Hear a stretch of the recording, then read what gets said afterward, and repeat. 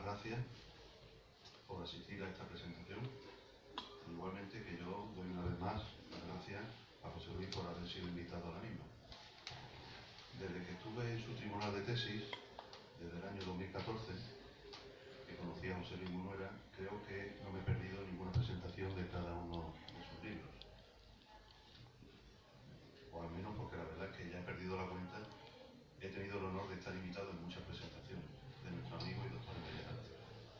Gracias de nuevo por haber tenido a bien contar con mi presencia, y en todas tus presentaciones me ha pasado como a todos vosotros, que aprendemos mucho de cada tema que José Luis saca a la luz.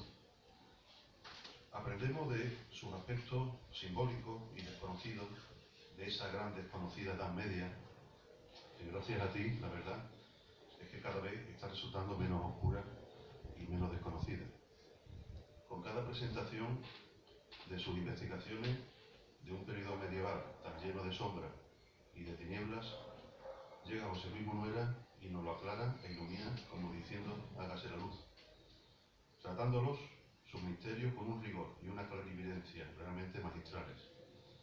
José Luis entra al trapo en los temas más difíciles e insondados de la historia, los más complicados de resolver, y lo resuelve con una aparente facilidad, casi famosa, por no decir de divina perfección académica, como si hubiese hecho un viaje en el tiempo y lo hubiera vivido personalmente, presencialmente. No he conocido a nadie que arroje más luz sobre la transición de la Edad Media al Renacimiento que José Luis Munuera. Con sus libros demuestra que el Renacimiento comienza en y no tras la Edad Media. Edad Media y Renacimiento no son tan antagónicos como quisieron hacernos ver los historiadores del siglo XIX y una significativa parte de historiadores del siglo XX. Y probablemente el tema de hoy, el Bosco, es un ejemplo perfecto para comprender el sutil proceso por el que su idea del peregrinaje medieval pasa luego a encarnarse en el ideal del destino y la dignidad humana que plasmará más tarde Alberto Durero. Hoy José Luis saca a la luz la fuente de todo este misterio. José Luis es el investigador más activo de nuestro grupo de investigación de la Universidad de Sevilla. Cada tema que José Luis trataba le conducían a otros temas relacionados y a otros personajes, que a su vez derivaban en nuevas investigaciones. Por lo que toda su bibliografía mantiene un hilo conductor que va mostrando la revelación simbólica y causal de cada laguna histórica. Si a esto le añadimos que no son temas anecdóticos ni vulgares, sino que José Luis elige verdaderos temazos de la historia del arte, pues es lógico concluir que todos estamos siempre expectantes y pendientes de cada nueva publicación y no perdernos a acudir a estos actos de su presentación oficial, donde además de poder conseguir el libro físicamente, tenemos el lujo de que su mismo autor nos lo dedique, comente y resalte las inquietudes que le asaltaron durante su trabajo de investigación, continuando una verdadera convivencia y empatía con estos temas a los que definitivamente nos ha enganchado. Con este título de Marginalia, el breviario de Cray, antecedentes del Bosco, se arroja luz ante verdaderos enigmas y misterios históricos, aportando una serie de relaciones y pruebas cronológicas muy potentes. De tal forma que pienso que este libro debería de estar disponible en los museos. En el Museo del Prado, por supuesto, porque su consulta es fundamental para entender el cuadro titulado El Jardín de las Delicias del Bosco, y en tantas librerías especializadas de aquí. Yo, desde nuestra facultad, te doy las gracias por los ejemplares que siempre nos ofrece a nuestra biblioteca de Bellas Artes, pero sobre todo te agradezco toda esa fructífera labor de investigación que estás desarrollando tantos años y con tanto mérito. Y desde nuestro grupo de investigación te animo a seguir arrojando luz a nuevos temas con el mismo éxito investigador, porque todos te aseguramos que nos tendrás presente siempre, ávido de tu lectura y de aprender más de una historia que había que rescatar y redescubrir su verdad, y que has tenido el valor y el coraje de afrontar y dilucidar para todos nosotros. Muchas gracias, José Luis, muchas gracias a todos y a todas. Bueno, pues damos paso ya a la presentación tuya y yo me bajo para poder delante, ¿vale? Perfecto, gracias Antonio por tus bonitas palabras como siempre. Yo no entiendo ya una presentación sin la presencia de Antonio, porque precisamente fue la persona que más me ayudó y más me inspiró para seguir esta trayectoria a base de investigación y demás. De una carrera que ya son en total publicados 13 libros digitales y 8 físicos, y que promete seguir, es decir, tengo en cartera como otros 10 o 12 posibles y futuros, que al final de la presentación pues veremos las portadas de los dos siguientes, que saldrán uno en marzo y el otro posiblemente sobre noviembre o diciembre, como siempre. Esto tiene su origen fundamentalmente cuando yo me presento a la tesis. Acabábamos de finalizar la segunda titulación de restauración, estábamos tomando un café porque ya éramos licenciados en nuestra segunda licenciatura.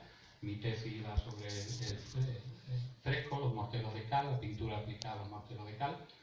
Y entonces allí tomando café vimos la carga y dijimos, ¿habrá algo publicado? Vimos que no. A partir de ahí salió el primer libro, que fue la tesis mía, lo publiqué, y posteriormente fueron naciendo una serie de personajes que iban pululando por las páginas, por los diferentes capiteles, por las diferentes gárgolas, llegando a un nexo común que veremos y vamos a analizar posteriormente cuando empecemos a hablar del breviario de Croix.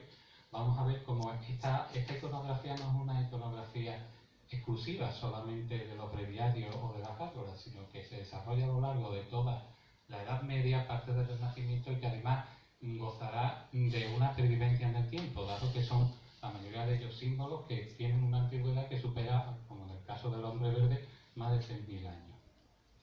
El origen de esta cuestión, en el caso del breviario de Croix, di por error con él, es decir, buscando precisamente sobre el tema del anterior libro, del Maquinaria, del Caracol y el Guerrero, me tropecé con que había una serie de manuales, de breviarios, de libros de horas, que contenían unas imágenes que me recordaban grandemente al Bosco. Yo decía, ¿cómo puede ser que estas figuras, que algunas incluso con 50 y 60 años de antelación a la figura del Bosco, y que poblaban todos y cada uno de los márgenes, los capiteles? Veremos como algunos incluso doblan algunas de las ornamentaciones arquitectónicas, en fin. Entonces empecé a investigar y fruto de esa investigación, que se la anticipé a Antonio, se la anticipé a José María, en aquel entonces eran decano y vicedecano de la Facultad de Bellas Artes, que hoy no ha podido estar con nosotros porque tenía labores docentes, y entonces le anticipé el tema de que estaba en la pista de la posibilidad de encontrar parte de los antecedentes del Bosco, y veremos cómo en su natalicio, cuando él nace con él en la imprenta, y es fundamental para poder desarrollar este tipo de investigación que hemos desarrollado, precisamente porque a partir de la imprenta y a partir de los diferentes breviarios, libros de horas que estaban publicados con anterioridad, hemos de tener en cuenta que estos libros eran únicos y son únicos. Es decir, se encargaban, lo hacían los artistas y no había ningún otro ejemplar, sino simplemente este que se hacía. Era una cuestión artesanal y no tenía otro tipo de desarrollo. La pregunta en la contraportada del libro veréis que dice, ¿qué relación existe entre el Bosco, genial pintor, y la actual familia real española? ¿Podemos establecer una relación? A lo largo de esta presentación la vamos a ver. Entre el Bosco y la archidiócesis de Sevilla y Toledo, y ambas con el estado de Lotaringia. Yo cuando empecé a investigar, yo no sabía qué era el estado de Lotaringia. ¿Alguien de los presentes sabe cuál es el estado de Lotaringia? ¿Sabéis que abarcaba parte de Alemania, parte de Francia, los Países Bajos, Holanda, y llegaba hasta parte de los estados pontificios? Ahora después veremos un esquema. Sin embargo, lo desconocemos, igual que desconocemos quién es Croix.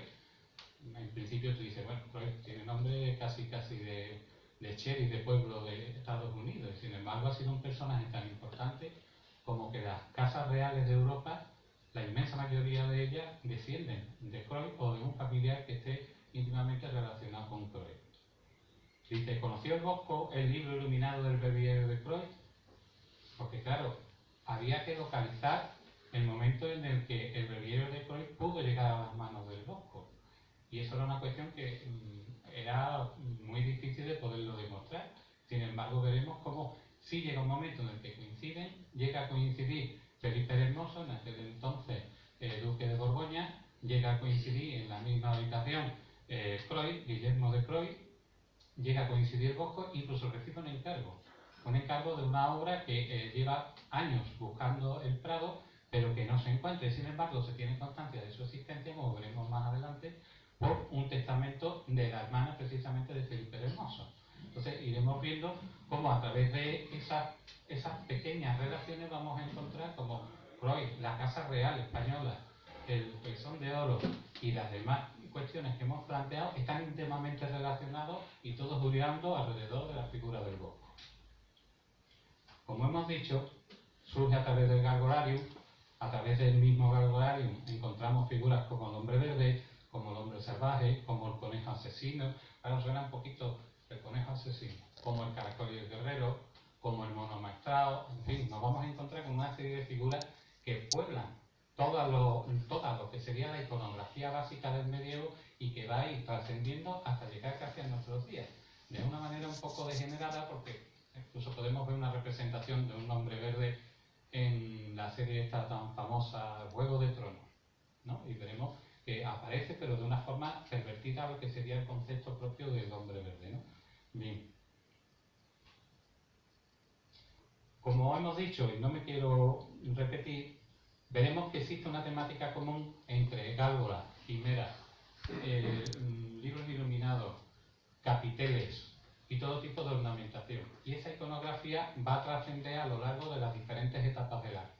Pero viene de muy antiguo. En el libro se desarrolla mucho más, por supuesto. Esto va a ser una conferencia y tiene 86 diapositivas, con lo cual vamos cortos. Pero se estudian elementos como la vid, el helecho, en fin, cualquiera de los elementos ornamentales son más que desarrollados y tirando precisamente de la base histórica e incluso podríamos llamar histórico-artística, ¿no? Entonces veremos cómo esas representaciones incluso llegan a tener su máximo esplendor con la Iglesia, pero sin embargo la mayoría de esos elementos representados son elementos paganos, recogidos por la Iglesia, porque llega un momento en el que como una religión nueva tiene que adoptar, y esa adopción de esos elementos nuevos va a crearlos y va a dotarlos con una nueva simbología que además va a ir repercutiendo en la diferente imagen que vamos a tener, y los padres de la Iglesia y teóricos de la Iglesia van a buscar esa frase determinada dentro de los libros que justifique ese significado. Pero eso no significa que solamente tenga un significado, porque va a tener multitud de significados dependiendo de los elementos que estén en su entorno. Y eso es importantísimo porque a la hora de hacer una lectura de cualquiera de los elementos que hagamos, una página de un libro iluminado, un capitel, tenemos que, o una misma estatuaria garbolaria, nos vamos a encontrar con que cada uno de esos elementos tiene una íntima interrelación con los demás elementos de su entorno, llegando incluso a tener hasta incluso 7 niveles distintos de simbología y 7 niveles distintos de interpretación. Con lo cual se nos abre un universo nuevo a la hora de poder hacer cualquier interpretación con respecto a lo que quiere decir, y no solo lo que quiere decir, sino que tiene unas claves iconográficas e iconológicas que tienen una interpretación que va a ir variando a lo largo del desarrollo histórico de cada una de las etapas del arte, de la religión y de la cultura del siglo, de los siglos venideros y por supuesto del siglo XXI. El problema con el que nos vamos a encontrar es que en pleno siglo XXI desconocemos las claves para poder hacer una interpretación. Así pues, cuando vamos a la Catedral de Sevilla y vemos una hoja de vid, no sabemos qué significa. O cuando vemos una mitra de un obispo, no sabemos qué significa, porque desconocemos la parafernalia del rito. La importancia del rito es fundamental, ya que el rito trasciende porque se mantiene, porque pervive. Y además es inmutable, con lo cual nos vamos a encontrar con que el rito como tal es necesario para su propia pervivencia, aunque parezca un juego de palabras. En el momento que intentamos cambiar el rito, estamos pervirtiendo esa simbología y por lo tanto varía sustancialmente y ya deja de tener esa trascendencia. Por eso nos asombramos cuando vemos una serie de ritos tanto en religiones como en órdenes de caballería, como en tradiciones determinadas, pero es lo que hace que su pervivencia sea única y a través del tiempo. Por eso nos encontramos con que a lo largo de esta presentación vamos a intentar desentrañar algunos elementos. No podemos entrar en todos porque si no sería, ya os digo, una presentación de 86 diapositivas sería demasiado prolijo. Vamos a analizar un par de imágenes y, claro, previamente tenemos, por ejemplo, aquí tenemos un ejemplo de un libro iluminado donde podemos ver perfectamente un hombre salvaje, en fin, diferentes elementos, ¿no? Cada uno de ellos tiene su significado, como digo, y cada uno de ellos va a tener su interpretación. Hay este tipo de personajes, que son personajes imposibles, que son una mezcla de personajes híbridos. Vamos a encontrar sus máximos ejemplos, se les denominó droguería o burlesco, pero sus dos máximos ejemplos los vamos a encontrar en el Salterio Latre, que se encuentra en Inglaterra, y en el famoso libro de la florería o el llamado Breviario de Croix, que cuando tú buscas en internet solamente lo vas a encontrar por el libro de la florería o el libro de los burlescos, donde aquí tenemos dos ejemplos de dos personajes que están sacados precisamente de los márgenes de la ilustración de ese libro. El problema surgía cuando queríamos demostrar los antecedentes, era si había una posibilidad de que se llegara a conocer y por qué. Y eso es lo que vamos a desarrollar a lo largo de esta charla, de esta presentación con diapositivas. Primero, tenemos que saber qué es un breviario. Un breviario es un libro de horas. ¿Y qué es un libro de horas? Era un libro que llevaban los nobles, la mayoría de los nobles, los altos dignatarios de la iglesia, los reyes. Algunos son muy bonitos, como el de la reina Isabel, otros como, en fin, el Latre que hemos dicho anteriormente. Y ese libro de horas tenía una función, era que el caballero, que estaba muy relacionado con lo que era el clero, cada hora tenía que hacer una función, es decir, tenía que o recitar una oración, o tenía que hacer un tipo de ayuno, tenía que hacer una función en base a ese tipo de religión. Y esos libros se encargaban y eran propios de cada individuo. Entonces nos encontramos con que el breviario de Croix pasa la historia no solo por eso, sino porque además reúne a tres de los grandes, de los más importantes de la escuela de Gante-Brujas, que son Gerard David, Simon Benning y Gerard Harenbott. Estos tres son una rara avis porque tan solo se unen para hacer este libro y para hacer otro libro que es el Misal Hispalense, es decir, el misal que encontramos en la Catedral de Sevilla, que es un ejemplo también y uno de los libros más bellos que hay con respecto a los marginarios, y que está íntimamente relacionado, como posteriormente veremos, con el sobrino de Croix, de Guillermo de Croix, que fue arzobispo de Sevilla, pero ya lo veremos un poquito más adelante porque él, cuando toma que no llega a ocupar la vacante, no llega a ocupar la cátedra del arzobispado, porque resulta que muere de manera dramática y demás, que lo veremos un poquito más adelante. Pero él sí coge a sus tres artistas y los envía por delante. Artistas que ya son mayores, porque cuando lo contratan para realizar el breviario de Croix, en realidad no lo contrata Croix, no lo contrata Guillermo de Croix, lo hereda de su madre. Entonces veremos las peripecias que pasa este libro, voy un poquito más rápido. Una de las soluciones que hace único el breviario de Croix sobre los demás es que utilizaban la imagen del anverso para hacer la sombra del reverso. Con lo cual nos vamos a encontrar que utilizan, por ejemplo, esta imagen de aquí, sería la de la derecha, sería el anverso, y la de la izquierda sería la del reverso por la parte de atrás de la hoja de atrás. Con lo cual la proyección de la sombra de una con otra intentaban dar las primeras imágenes de realidad virtual que podemos encontrar en una representación de tipo artístico. Este libro ha pasado por Brujas, por Havre, Sevilla, Holanda, Viena y acabará en la Biblioteca Nacional de Austria en 1858. Se sabe que pertenecía a Guillermo de Croix porque tiene una anotación en uno de los márgenes del libro, pero fue encargado por su madre alrededor de unos 30-35 años antes. Estamos hablando de que Croix nacerá en 1440 aproximadamente, pero el libro estaría entre 1385 y 1410. No hay una fecha, y eso que se ha intentado datar mediante el tono de las tintas y demás para poder saber. Pero claro, tenemos un problema a la hora de la realización del libro, ya que primero se hacían las ilustraciones y posteriormente se hacían textos. Entonces nos encontramos con que la oxidación de las tintas no va a ser del periodo exacto en el que los artistas no están trabajando.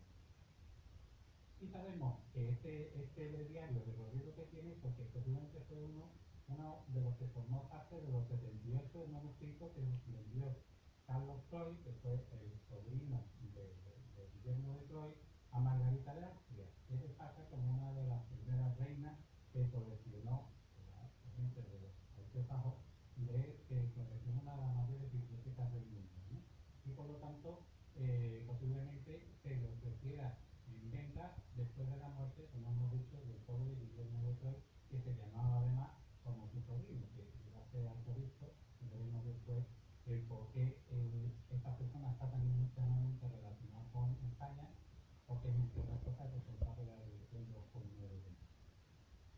El ingeniero de Saboya adquiere preciosos manuscritos y lo coges para tu biblioteca privada. En 1738, el emperador Carlos VI pasará a hacerse cargo de la biblioteca de la sobrina del citado príncipe, y después el Papa Carlos I, por medio de la herencia, ahora llega esta a la Biblioteca Nacional de Rusia, llegando ya por fin a la Biblioteca Nacional de Viena, que es donde tiene actualmente su residencia. Las miniaturas del devocionario son obras particularmente de dos grandes maestros, como hemos dicho, Orenburg y Lenin, y la dirección artística la llevó Gerardo Luis, ¿no? Pero a ninguno de los tres, por los rasgos de estilo, se le puede atribuir uno de los calendarios más interesantes que tiene, que además está cargado de todo tipo de símbolos de corte pagano y demás.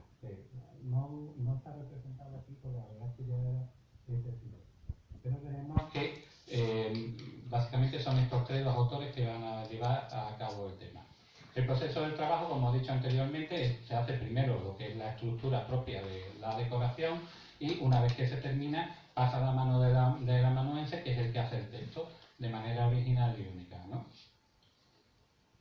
¿Quién era Croix? Pues Croix resulta que es un nombre muy importante, que además llegará a ser válido del Carlos I y V de Alemania, que además va a ser uno de los más importantes valedores aquí en España, de los que va a llevar toda la parte económica, no solo de España, sino también de los Países Bajos, y que va a ser una figura fundamental porque va a venir junto con el emperador, con Carlos I y V de Alemania, viene con toda una flota de borgoñeses que van a acaparar todos los cargos públicos y toda la economía del país, lo cual va a generar una serie de problemas de tipo incluso revolucionario y demás, y que va a ser atajado de manera dura y muy violenta por parte de Carlos I con respecto a esta historia.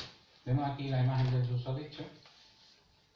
Sin embargo, algunos de los historiadores que han hablado de esta figura nos lo presentan a Croix como una persona de Estado, a pesar de que era una persona que se enriquecía y desviaba todo el dinero para Borgoña y demás. Dice aquí, el origen de la casa de Croix se remonta a la nobleza media europea, obteniendo la dita imperial desde el año 1486, siendo posteriormente príncipe del Sacro Imperio Romano Germánico en el año 1594. Por poner un ejemplo, dice, entre los miembros más ilustres de dicha casa se encuentran dos obispos, duques de Cambrai, dos cardenales, uno de los cuales llegó a ser arzobispo de Toledo y otro de Rouen, 5 obispos, los de Torán, Tournai, Canning, Arras y Pres, un primer ministro con Felipe Bueno, un ministro de Finanzas, un archicanciller, un almirante jefe, un padrino y tutor del Sacro Imperio Romano, de Carlos V, quien a su vez lo fue de otro Croix, un gran bautelier. Los bautelieres eran los responsables del vino, pero también del lustre de las armaduras. Era gente que estaba muy íntimo con el emperador, es decir, era gente importantísima. Era casi como el cargo que tenía. Había un señor, lo siento, un poco escatológico, pero había un señor que estaba encargado de limpiarle el culo al rey. Y era lo más noble que se podía hacer en aquel entonces. Es decir, llegaba el tío con una esponjita y funcionaba. Hola. Hola, buenas tardes. Buenas tardes. Me había quedado en el gran Bautelier, el gran maestre y un mariscal de Francia, un gran Henry del rey de España, varios mariscales de campo imperiales, algo más de 20 generales, 4 ministros de finanzas de los Países Bajos, como a su vez 2 gobernantes de Bélgica y los Países Bajos, también un mariscal de campo ruso, numerosos ministros, embajadores, senadores de Francia, Austria, Bélgica, un total de 32 caballeros de la Orden del Bellocino y del Toisón de Oro. Es decir, la familia de este más noble no podía ser. Pero nos vamos a encontrar con que son gente que viven a dos bandos, como casi todos los trepillas de hoy día. Entonces nos vamos a encontrar con que servía al rey de Inglaterra y le ofrecen ¿cómo se llama este? Por Dios. Bueno, ahora lo veremos, porque viene aquí el nombre y así con eso. Le ofrecen la orden de las carreteras. Y él renuncia, porque era entrar en enemistad con el rey de Francia. Y entonces, para poder conseguir tener ese... Además, hay una cosa que lo comenté en su día cuando le dieron la orden de las carreteras al rey de España, nuestro Felipe VI, que estaba cometiendo un delito. Porque no era un delito, técnicamente no lo es, sino que es incompatible. Son dos órdenes de caballería, las dos cristianas, y son incompatibles. Si tienes la orden de la carretera, no puedes tener el toisón de oro, y si tienes el toisón de oro, no puedes tener la orden de la carretera. Por eso me hizo mucha gracia, porque el tío fue con su toisón de oro reducido y fue a tomar posesión de la orden de la carretera. Y esto se crea precisamente, el toisón de oro, Hombre, es verdad, es que tiene, que creo que es el primero que tiene las dos órdenes. Bien, y es una orden de caballería que se funda en 1429 precisamente para poder conseguir precisamente ese honor y poder establecer, a pesar de que ellos ya tenían otro tipo de órdenes como la del dragón, etcétera, que eran órdenes que además la única función que tenían era defender al imperio, el imperio cristiano se entiende, o el imperio católico, de los otomanos y intentar recuperar de nuevo las tierras ocupadas por el infierno. Miraros aquí, ese es un esquema del terreno que abarca el reino de Lotaringia. Se llama Lotaringia porque es el terreno que abarcó el rey Lotario I, Lotario I. Entonces, fijaros el poder que tenía el duque de Borgoña en aquel entonces, ¿eh? Para que os deis cuenta, y sin embargo, yo no sé vosotros, pero a mí esto no me lo han contado en un libro de historia. Yo siempre he entendido que Inglaterra era Inglaterra, que los Países Bajos eran los Países Bajos, pero no, resulta de que todos estaban reunidos y que además el que mayor poder tenía en toda esa zona era precisamente el duque de Borgoña, que son los descendientes de Croy. Pero además, como este hombre tenía un gran poder, una gran cantidad de terreno a su mando, pues le decidieron que entrara en política, para intentar comprar un poco los favores y que no se desmandara, ¿no? Entonces aquí explico un poco cómo es y tenéis ahí el esquema de la orden de las carreteras, que es lo que ha recibido nuestro rey a unos cuantos de meses. Para tal símbolo, ¿y por qué me estoy enrollando con esto? Por una cuestión muy sencilla. Porque para poder entender la importancia que tiene el breviario de Croix y la importancia que pudo tener frente a la figura del Bosco, nos tenemos que dar cuenta de que va a representar parte de ese poder que encarga y va a representar parte de esa forma de entender la vida. Por eso, la obra de arte yo entiendo que no es de por sí que representa una cosa y acaba, ¿no? Sino que es hija de su tiempo y va a representar los diferentes elementos, ¿no? Así pues, el toisón de oro, que estamos hartos de verlo, que se lo hemos visto a la futura reina de España, también Colgán, su versión reducida, nos vamos a encontrar con que tiene una serie de símbolos. Tiene esos símbolos, por ejemplo, la lección del carnero. Cuando colgué la imagen adelantando un poco de esto de que estaba terminando el libro y demás, colgué la imagen del cordero ahí apretado y me vino un animalista por Facebook y me dice, yo lo siento mucho por el pobre cordero. Digo, bueno, no tiene ningún sentido, ¿no? Es simplemente el cordero representa la imagen de la ciudad de Brujas y realmente lo que quería era representar el signo de Jason y los argonautas y entonces lo que quería era representar precisamente a esos caballeros de esa orden del toisón de oro, eran los argonautas y que además representaba la Unión Marinera de Brujas, que tenía muchos puertos en Holanda, y entonces era base de la simbología que iba a llevar. Pero también tiene otras muchas simbologías, es decir, vemos que cada uno de los eslabones que tiene a su vez la B de Borgoña. Por ejemplo, en este es un collar del Gran Maestre, este en concreto que figura en la pantalla es el número 60, que es el del rey, el que se conserva en la Casa Real, en el Salón del Trono, está el trono de Carlos I, está viendo otras cosas, pero entre ellas está el collar que tiene la Casa Real, que lleva el número 60, que será el que le dará posiblemente la infanta, ¿no? Además tiene una peculiaridad, también en el libro al final adjunto a los estatutos, porque es interesante, sobre todo por curiosidad, porque es una cosa que nos representa la Casa Real y además el Gran Maestre ahora mismo es el Rey de España. Y es que se da ¿cómo se dice?, a perpetuidad de la vida del individuo, pero cuando fallece lo tiene que devolver. Y entonces resulta que ha habido incluso historias, ahí hablo bastante en el libro sobre gente que la ha perdido y ha sido como una especie de batalla y ha sido como, mira lo que tengo, ¿no? Una forma de poder, de cierto poder con respecto a la gente que tenía ese. Entonces es interesante porque lo que sí que te permiten es que tú hagas una reproducción, pero la reproducción tiene que tener un fallo, es decir, para que pueda distinguirse de cualquier otro, ¿no? Y además un collar que tiene una serie, por ejemplo, vemos aquí la B, pero también, yo creo que un poquito más para adelante vamos a ver, vemos una llama, las llamas, esas llamas lo que van a representar la figura de Prometeo, como el último garante de la defensa del vellocino. Los vellocinos de oro no tenían más misterio que los tracios cogían la piel de los corderos, lo ponían en el río, y que además era un río aurífero, y entonces las pequeñas partículas de oro se juntaban al vellocino, y entonces después lo colgaban en los árboles y parecía como que brillaba. O sea, un misterio del vellocino, no tenía ninguna historia, y es una de las funciones que tuvo que hacer Jason de intentar rescatar los vellocinos de oro y demás. Entonces, la representación como última representación del conocimiento, de la entrega y demás, son las llamas precisamente que están representadas en el collar. No figura aquí, lo vemos aquí en chiquitito. ¿Veis? Y que además vamos a ver que tiene la B y su B invertida hace un aspa, que ese aspa precisamente va a representar la cruz de San Andrés, que es el santo al que está dedicado este tipo de condecoración, ¿no? Vemos, por ejemplo, en un cuadro de Archimbolo, el del fuego, cómo se representa el toisón de oro. Vemos aquí abajo, marcado con un círculo rojo, el vellocino, con lo cual, fijaros cómo el arte está perfectamente controlado por esos elementos. Yo, hasta que no hice esta investigación, jamás hubiese pensado que Archimbolo tuviera algo que ver con esta historia. Podemos ver perfectamente cómo están representados los eslabones. Aquí abajo vemos esas llamaradas, vemos también el tema de la B y de la cruz de San Andrés, vemos ahí arriba cómo también lo tiene representado Archimbolo en su cuadro. Croix alcanzará su máxima impopularidad en este país cuando nombra a sus sobrinos con apenas 18 años arzobispo de Toledo y de Sevilla. Y lo nombra de una manera, pues, como, en fin, los nobles españoles empezaron a hacer la pelota, lo apoyaron pensando que iban a recuperar parte de sus posesiones, pero no lo recuperaron, todo lo contrario.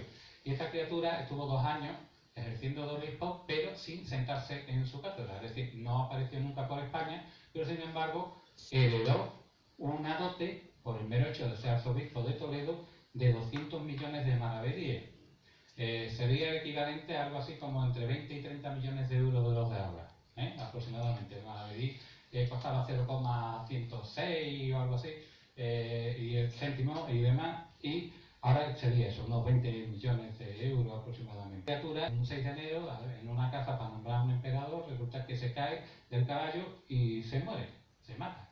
Y entonces tuvo, en el libro también desarrollo cómo es el entierro, que es un entierro como si fuera una figura importantísima de Estado. Claro, los españoles cuando nombran a un extranjero arzobispo de Toledo, una de las diócesis más ricas de España, empiezan a entrar en cólera, y entonces a raíz de ese movimiento se crea un movimiento de desobediencia tanto al emperador Carlos I, que además tampoco estaba en España, y todo el dinero lo desviaba para Borgoña y demás, y nos encontramos con que surge el movimiento comunero, Patilla, Bravo, Maldonado, en fin, que también desarrollo en el libro para aquellos que tengan cierta curiosidad, para que veáis como una figura que es absolutamente desconocida para nosotros, o al menos yo me reconozco como absoluto inculto con respecto a ese aspecto, cómo ha influenciado a lo largo de toda la historia de España con los diferentes símbolos que incluso perviven hasta ahora, ¿no? ¿Veis? Aquí está el escudo del obispo, del Croix. Bien, coincidencias temporales. ¿Cómo hacemos que el duque de Borgoña, que en aquel tiempo era el rey Felipe el Hermoso, ese que se murió, así de una fiebre que le dieron después de jugar y de agua fría, por lo visto, encarga en 1504 la realización de un cuadro de grandes dimensiones sobre el tema del juicio final al Bosco? Y cuando se persona en Dante Brujas, se persona con Guillermo de Croix, que era en aquel entonces su marido, y que además estaba encargado de la educación de que en el futuro será Carlos I y V de Alemania. Y le encargan un cuadro de unas dimensiones que son, a ver si lo encuentro por aquí, le entregan 36 libras de oro en concepto de anticipo, y no se tienen noticias de si pudo llegar a ser terminado, aunque se entiende que sí. ¿Cómo sabemos lo que se le pagó? Porque se conserva el recibo en el archivo municipal de Vigo.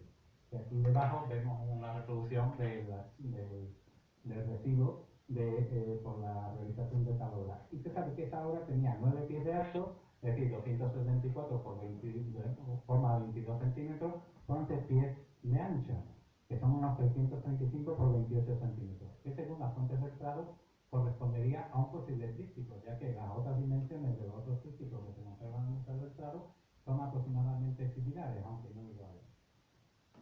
No se sabe si lo llegó a terminar, pero sí es cierto que aparece una obra que aparece en el inventario de Margarita de Austria, hermana de Felipe el Hermoso, por lo que hemos de entender que aparece al menos una parte del tríptico de esa obra encargada por Felipe el Hermoso.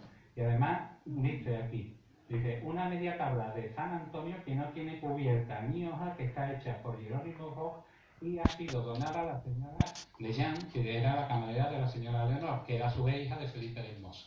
Con lo cual, al aparecer en un inventario, se supone que no llegó a terminar la obra el tríptico porque también era mayor, es decir, esto cuando se le encarga en 1504, el Bosco tendría unos 54 años y fallece 5 o 6 años después del encargo de esta obra, con lo cual podemos entender que posiblemente, si le encargaron, el primer encargo que recibió fue de la cofradía a la que él pertenecía, que la función que tenía era de dar los pescados que se iban a comer en las comidas, y resulta que tardó toda su vida en hacerlo porque nunca lo llegó a hacer.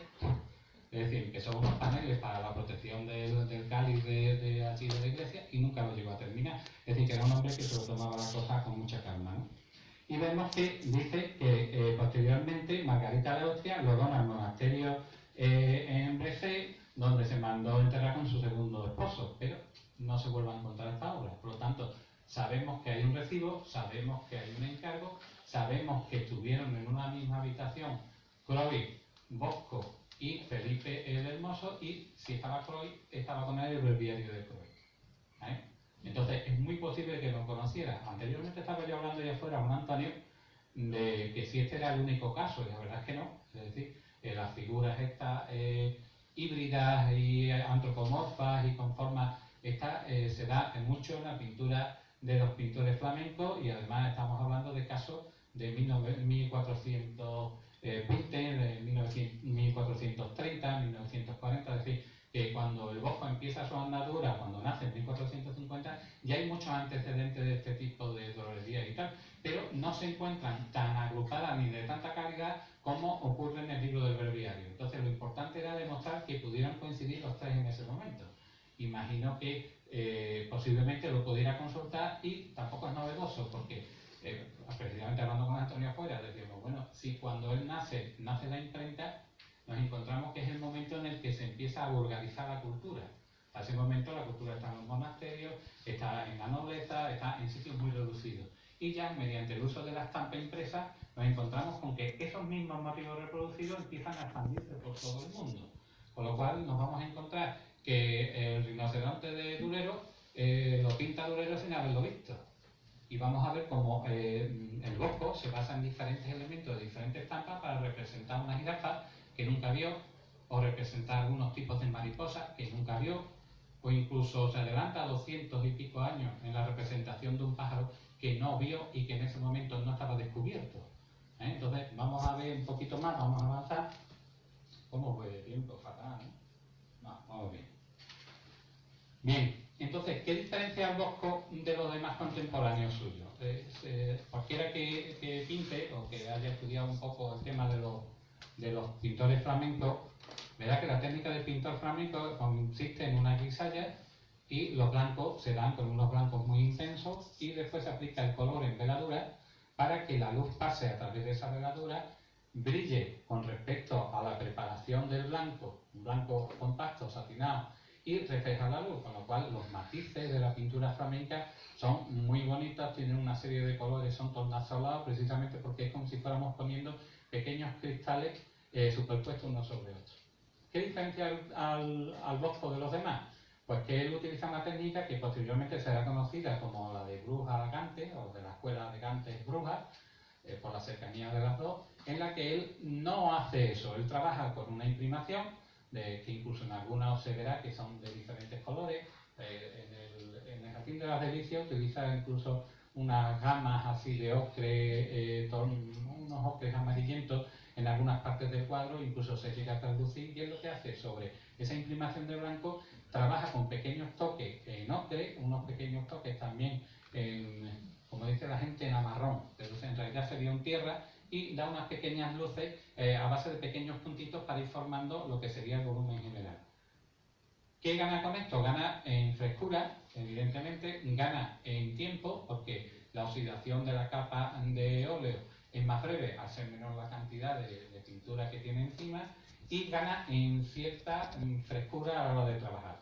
Podemos saber mucho de la forma de trabajar de él y de Velázquez y demás. El problema que, por ejemplo, con Velázquez tenemos que no existen dibujos de Velázquez. Y él tampoco hacía un boceto, no pintaba, no dibujaba el cuadro en el lienzo, sino que él simplemente manchaba, y Dios mío, cómo manchaba. Podemos saberlo gracias a la reflectografía infrarroja, que nos va a indicar el dibujo subyacente.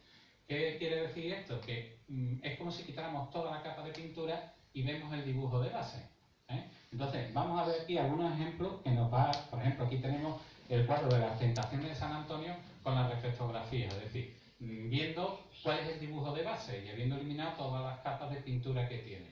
Vemos que aparecen ahí una serie de figuras que si viéramos el original habría una serie de cambios, de eliminación de figuras, de superposición de otras. Veremos otros ejemplos más interesantes. ¿Veis? Por ejemplo, este de aquí forma parte de la adoración de los magos, que estaban en la tabla central, pero es una figura que está bocetada y no está pintada, está eliminada. También de la tabla de los pecados capitales se eliminan una serie de perros, había 5 o 6 perros y también los elimina. También elimina figuras en el Jardín de las Delicias. Vamos a ver ahora cómo donde está la parte de la boca del infierno, que es un bicharraco que está comiendo y defecando almas humanas, pues resulta que no era tal, era un sapo enorme, una especie de lagarto que salía de un huevo y demás. Vemos aquí también en el dibujo subyacente de Eva, del Jardín de las Delicias, en el Museo del Prado. Fijaros cómo simplemente está abocetado, simplemente esbozado y con unos pequeños toques para darle el efecto de volumen del pecho. No entra en mayor complicación, tampoco son figuras grandes, es decir, son figuras con cierto preciosismo, pero como muy ingenuistas a la hora de trabajar. ¿Veis lo que os decía? Vemos aquí en la parte inferior el señor que representa la boca del infierno, que está devorando un alma, pero igual que la está devorando por arriba, la defeca por abajo. Veremos posteriormente otra representación y veremos cómo esa representación de la boca del infierno es de 1410 y esta obra es de 1480 y algo. Entonces vemos que el concepto de boca del infierno es el mismo. ¿Y por qué es el mismo? Gracias a que vemos mediante reproducciones, vemos mediante imaginaria y entonces cogemos el concepto iconográfico de cómo se representa la boca del infierno, ¿no? En este caso el diablo debute por arriba y suelta por abajo. ¿Veis aquí allí una especie como de sapo grande? Que es una pena que esto no coja para señalar. ¿Veis estas figuras, las figuras de allí arriba que están en rojo? Tampoco están, se eliminaron también el concepto. Aquí detrás también de la figura que devora tampoco aparecen unas figuras que estaban puestas, con lo cual la reflectografía lo bueno que tiene es que nos indica la forma de pensar y de componer por parte del artista. Hace unos 10 años aproximadamente se hizo una exposición de dibujos subyacentes y fue muy interesante, se hizo en el Museo del Prado. Fue muy interesante porque ayuda mucho a ver cómo concibe el artista la obra. Y en este caso nos va a indicar cómo piensa el Bosco y cómo trabaja técnicamente. Fijaros que incluso pinta personajes que no estaban previstos pintarlos, que no aparecen ni en el dibujo subyacente, pero sí sabemos que se ha pintado encima porque, fijaros la parte del búho, donde están los ojos, hay una especie como de sombra de un prado verde. Pues si os fijáis bien, se puede ver cómo trasluce el verde que trepa sobre el negro. ¿Lo veis ahí? Cómo sigue la línea continua. Ahí arriba. Entonces, ni el búho ni el jarrón estaban previstos. Es decir, que no solo trabajan mediante una boceta rápido, sino que incluye una serie de elementos que los va acompañando según la va interesando. Incluso hace una cosa que, fijaros que el Bosco es un pintor, el término no es, pero bueno, lo voy a decir porque es un pintor pueblerino. Es decir, un individuo que ha salido muy pocas veces de su casa. Salió una vez, me parece que fue a Brujas o no sé dónde, y fue por cuestiones de la cofradía a la que pertenecía. Es decir, él no es un pintor que haya salido fuera, ni que haya viajado, ni que ni siquiera sea como Rembrandt, que el tío iba a los barcos y compraba las cosas hasta llegándose a arruinar, compraba las cosas para tener un... No, y sin embargo utiliza una técnica que utiliza Velázquez, que es el retocar al perfil de las figuras, incluso remarcando dedos, remarcando formas con un negro puro. Fijaros que el ejemplo lo podéis ver en el bodegón de los borrachos de Velázquez, como al lado del bodegón está remarcado con un negro y sin embargo en el conjunto, por aquello de a la hora de ver el conjunto y demás, y que la figura, el ojo de fago, pues queda perfectamente reintegrado con lo que es la forma. Así conseguimos remarcar en el caso de la monja cerda, fijaros cómo está todo el contorno del rostro de la monja marcado en negro, y del pobre individuo que está siendo acosado por la cerda, vemos también que está perfectamente remarcado. Fijaros que cuando este cuadro se hace es en 1480 y pico, y en esa época estaba ya también Velázquez, y Velázquez muere en 1506, me parece recordar, ¿vale? Sin embargo, no han tenido, posiblemente, no es como Rubén, que sí conocía a Velázquez, o que Velázquez conocía a Rubén, o que él fue a Italia, sino que Bosco no conoció a Velázquez, ¿eh? Y fijaros cómo los grandes llegan a las mismas conclusiones, ¿no? Como diría Dalí, al lado de un claro siempre hay un negro. Hay cuanto más claro, más negro. No hay más tutía. Yo se lo digo a mis alumnos, pero no me echan cuenta. Bien, José de Sigüenza, que fue un obispo que además fue responsable de multitud de muertes de gente por el tema del cristianismo y demás, dice que lo que destaca el Bosco es el camino nuevo. Es decir, no es que sea un pintor original y yo estoy en él, con él. No es que sea un pintor maravillosamente único, no. Es un pintor más bien vulgar, y vemos que su forma de trabajar es incluso ingenuista. Pero él lo que hace es que esos elementos de los marginales los extrapola de los diferentes elementos de los marginales, y los lleva a una obra de arte intentándola dotar de un mensaje. Además, un mensaje de corte cristiano y no pagano, aunque tiene diferentes interpretaciones. Dependiendo del autor, nos vamos a encontrar que algunos hablan incluso de la tendencia adamista, que es una tendencia que costó incluso la vida a los monjes de aquí del monasterio de San Jerónimo, que hicieron la Biblia del oso y acabaron todos ahí en Triana encarcelados y muertos de hambre, precisamente porque consideraban que los adamitas eran los verdaderos originales, y que como no tenían conciencia del pecado, podían pecar como quisieran. Claro, al poder pecar como quiera, pues que cualquiera que imagine uno de los pecados, pues ya puede saber cuál es el que más hacen, ¿no? Y entonces el planteamiento era que lo seguían hasta los curas y las monjas, porque decían que al no existir pecado, yo estaba más cerca de Dios, y que por lo tanto podíamos pecar todo lo que quisiéramos, que como Dios era magnífico y nos iba a perdonar y demás. Y entonces, el parte del concepto de Jardín de la Delicia, que veremos ahora, ya entraremos un poquito más dentro de lo que sería la obra, que es lo que nos lleva a esto, precisamente lo tachan de adamista. Y claro, yo sinceramente no creo que un individuo que formaba parte de una cofradía, que además fuera que sufragó los gastos de su sepelio y demás, que fuera defensor de ese tipo de teoría, aunque no estaría mal, ¿eh? Porque realmente, si vemos el cuadro de Jardín de las Delicias, es todo un cántico a la sexualidad, al pecado, en fin, ya cada uno, ¿eh? Entonces veremos cómo al ser un pintor que no sale de su comarca, que es un pintor provinciano, él, ¿cómo tiene su forma de conectar con el exterior? Mediante los grabados, como hemos visto con anterioridad, que había estado hablando precisamente con Antonio. Y lo que hace es que, mediante el uso de esos grabados, coge figuras, por ejemplo, se basa para hacer una jirafa que aparece en el Jardín de las Delicias, detrás de Adán, en la parte superior derecha. Nos encontramos con que la copia de Ciriaco de Ancona, que hace un grabado en 1400, la pintura original de 1443 y el grabado de 1455, por ahí, en la que vemos aquí, en un manuscrito italiano de un viaje a Egipto, vemos aquí la comparación. La que está aquí a la derecha es la de Ciriaco, y la que está a la izquierda es la que aparece representada en el cuadro de Jardín de las Delicias.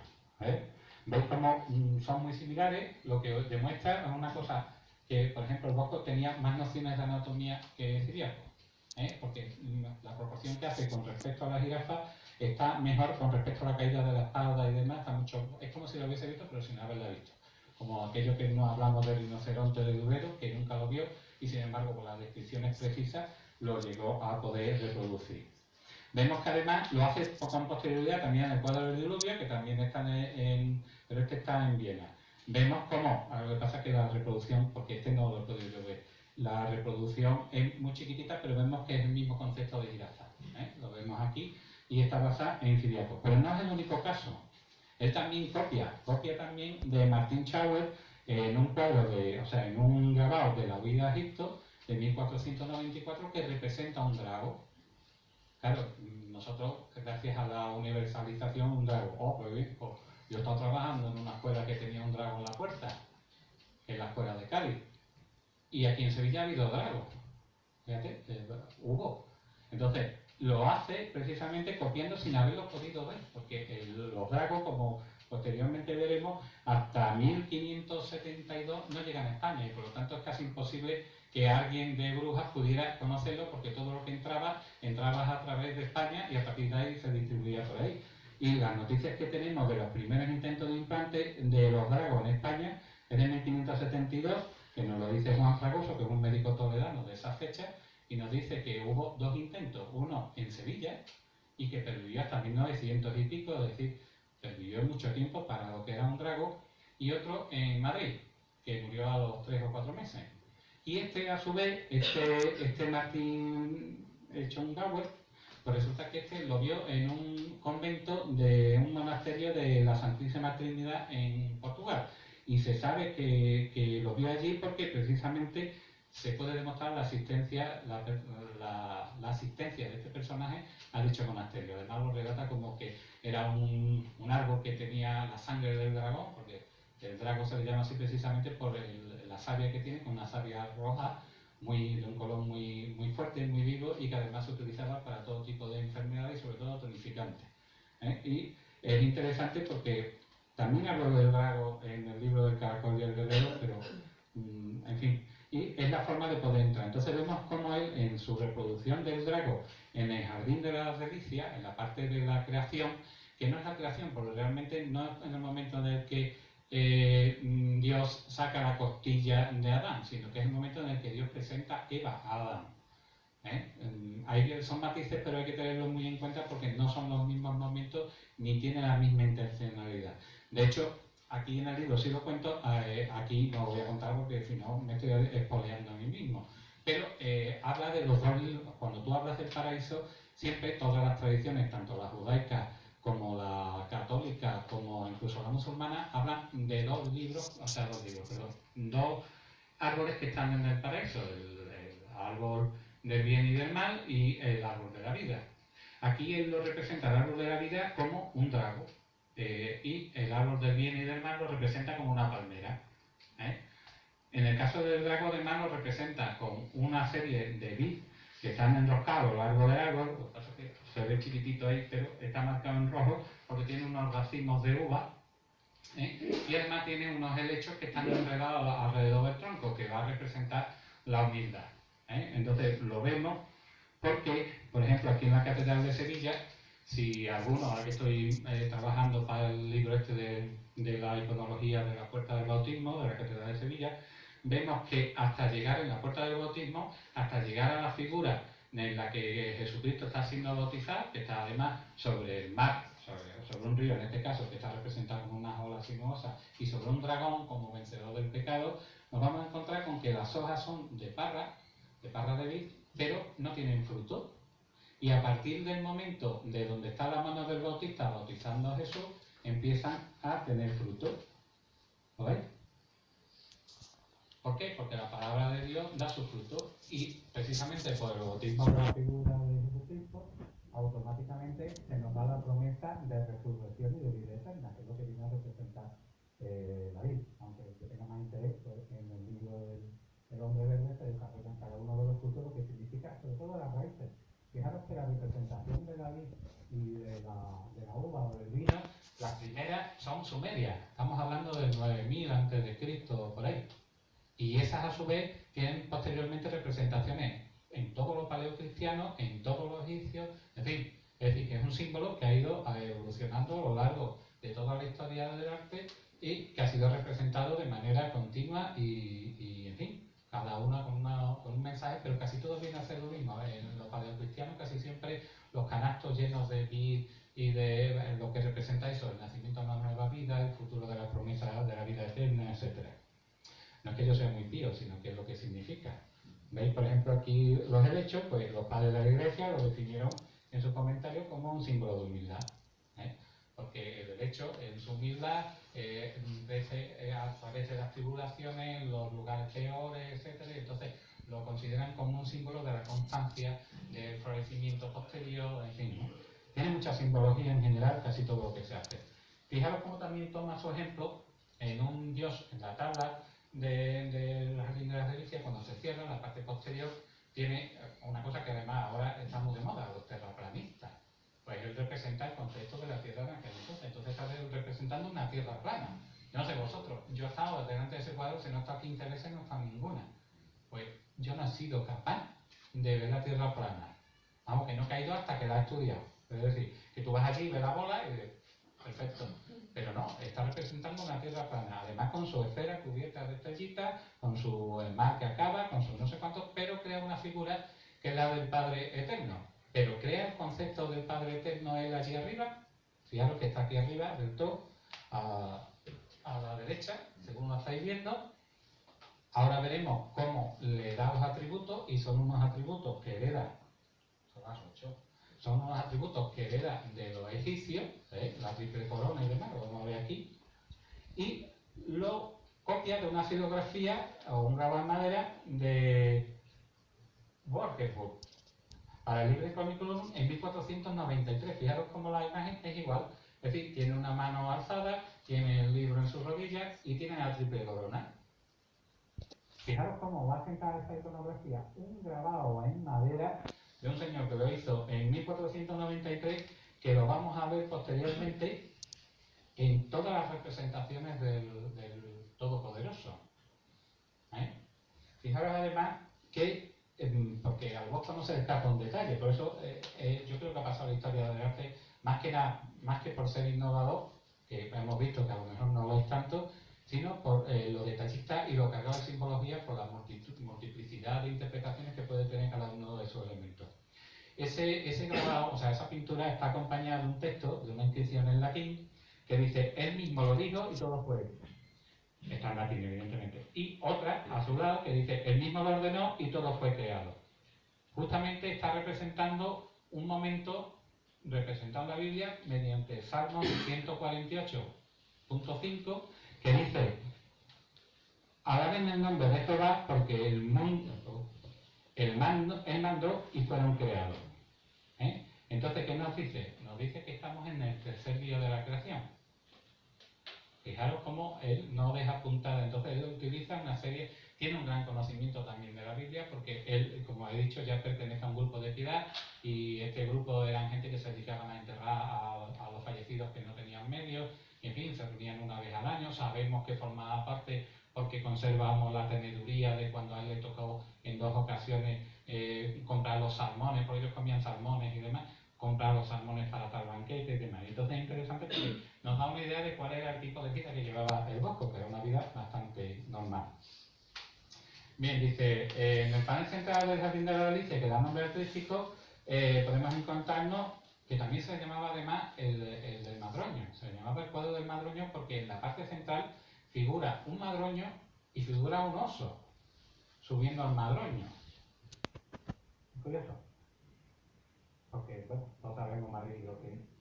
Pero es que esa misma representación de un oso subiendo a un madroño es el de la portada de la Biblia del oso, herética por añadidura, que le costó la vida a todos los monjes jerónimos que había allí camino de las ruinas de Itálica. Es interesante. Bien,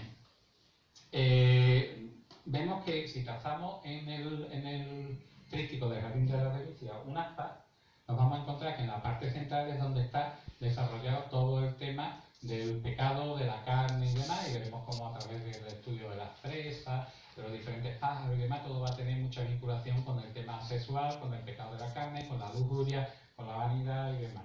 Pero de todas esas figuras nos vamos a encontrar con que en la parte inferior derecha nos vamos a encontrar 2 únicas figuras vestidas y una tercera figura que apenas se percibe, pero que está. Si lo veis aquí, están todos en diferentes posturas, haciendo diferentes cosas y demás, pero en la parte inferior derecha nos vamos a encontrar con estas 3 figuras que los críticos de arte, muy iluminados, ellos dicen que son Adán y Eva, pero aparece Adán vestido y Eva peluda. Eso sí, tiene una manzana y tiene un punto en la boca, si os fijáis. Yo discrepo, casi siempre discrepo con los historiadores del arte, y lo siento, no nunca nos vamos a llevar bien. pero fundamentalmente es por eso. Fijaros cómo yo, si tuviera que hacer una interpretación, yo diría que esta mujer es una mujer salvaje, que está grandemente representada. De hecho, en Segovia nos podemos encontrar en una de las puertas de los palacios dos hombres, un hombre verde con una garrota y una mujer verde con una garrota, y realmente aquí podríamos hablar de la representación, porque si hay una tercera cabeza, la veis ahí en chiquitito, sobre el hombro del otro, ¿qué representaría? ¿El diablo soplándole el pecado o cómo? Es para pensarlo. Todo lo que veas por internet de esto, o todo lo que tú veas escrito, te va a decir que representa la figura de Adán y Eva, y no tiene ningún sentido. Yo no le veo sentido. No sé si vosotros, pero yo no se lo veo. Bien, vemos que en la parte central, además, hay una parte central alrededor de una especie de laguna en la que hay multitud de mujeres desnudas, sobrevoladas por pájaros. Cada pájaro va a tener una simbología, como después veremos en un capítulo. Aquí vamos a analizar un par o tres de ejemplos. En el libro examino muchos más, sobre todo de figuras que no aparecen o que no se debían de conocer.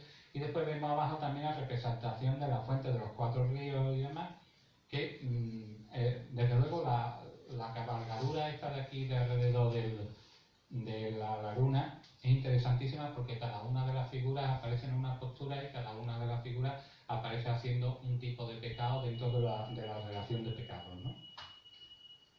¿Veis lo que os decía antes de la representación de la boca del infierno? Una especie de diablo con un pico de pájaro está devorando a un alma, que además la está defecando por abajo para caer en el pozo que sería el infierno y tal. Pero eso es de 1480 y algo, pero si vemos la de al lado, es una representación de Giovanni de Módena y es de 1410.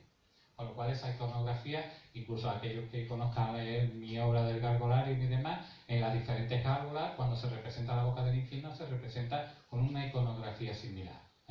Incluso en algunos de los códices se representa con dos bocas, una por donde cae el alma en pecado y otra por la que va cayendo hacia abajo, e incluso se juega un juego de inversión, porque da igual la imagen como la vea, ¿no? Sería como todo comienzo tiene su final tiene un comienzo, ¿no? O que hay un pecado cíclico que va a estar continuamente rodeando al hombre. Realmente era para explicar el pecado de la gula, pero no vamos a entrar en eso. Fijaros, seguimos con la reflectografía. Fijaros cómo incluso tú lees a los historiadores de arte, todos dicen que realmente es el momento no de la creación de Eva, sino el de la institución del matrimonio. Porque a la hora de representar, él tiene un arrepentimiento, veis ahí a Dios que está mirando hacia la figura de Adán y después se pone a mirar a la figura de Eva, y realmente lo que quieren algunos críticos decir que representaría lo que sería el matrimonio griálico, que no tiene nada que ver con la leyenda artúrica,